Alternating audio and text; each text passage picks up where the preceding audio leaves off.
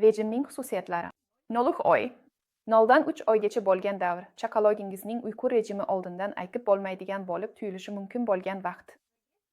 Ammo e'tibor berishga arziydigan ba'zi xususiyatlar mavjud. Barcha chaqaloqlarda bitta umumiy narsa bo'ladi. Ular juda ko'p uxlashadi. O'rtacha birinchi haftalarda kuniga 18 dan 20-22 soat. Uyqu va uyg'onish normasi taxminiy ko'rsatma hisoblanadi. Siz e'tibor berishingiz kerak bo'lgan asosiy uyqu normasi chaqalogingizning uyqu sifati va uning farovonligi. Ba'zilarga ko'p uyqu kerak, ba'zilarga esa kamroq.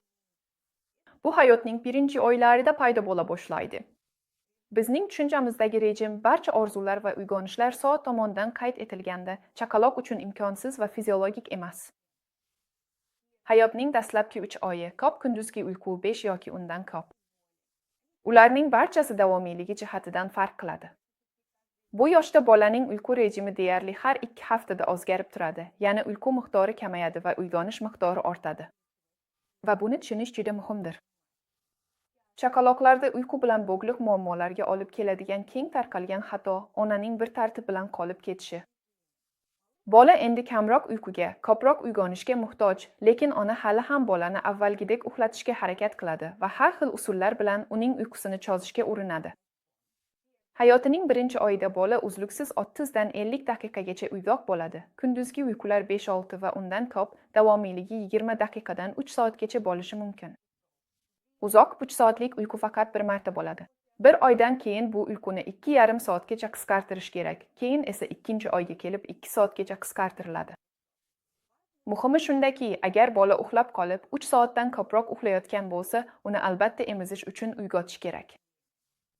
Agar kunduzgi uyqu qisqa 20 daqiqagacha bo'lgan bo'lsa, unda bolakayning faollik davri ehtimol uzun uyqudan keyin qisqaroq bo'ladi va u ko'proq uyg'oq bo'ladi. Kechasi uyqu 8 dan 10 soatgacha bo'lishi mumkin.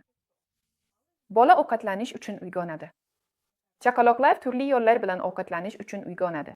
Ba'zilar 5 soat davomida uyg'onmasdan uxlashadi, boshqalari esa har 2 yoki 3 soatda ovqatlanish uchun uyg'onadi.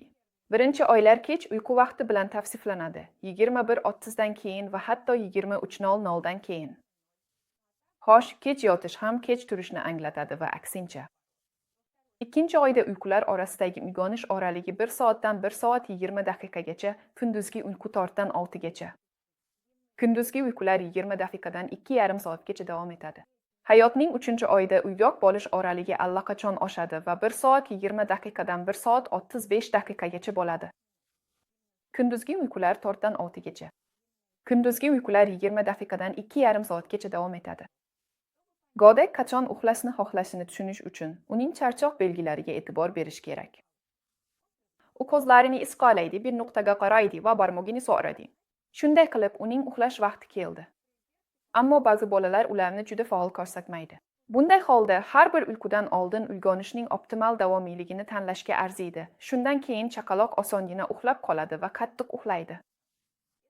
Agar siz bolani uxlatish qiyinlashganini sezsangiz, u uxlatishga qarshilik qilsa, qisqa, sezgir va yuzaki uxlayotgan bo'lsa, bu siz uchun kun tartibini o'zgartirish kerakligining qizil signali hisoblanadi.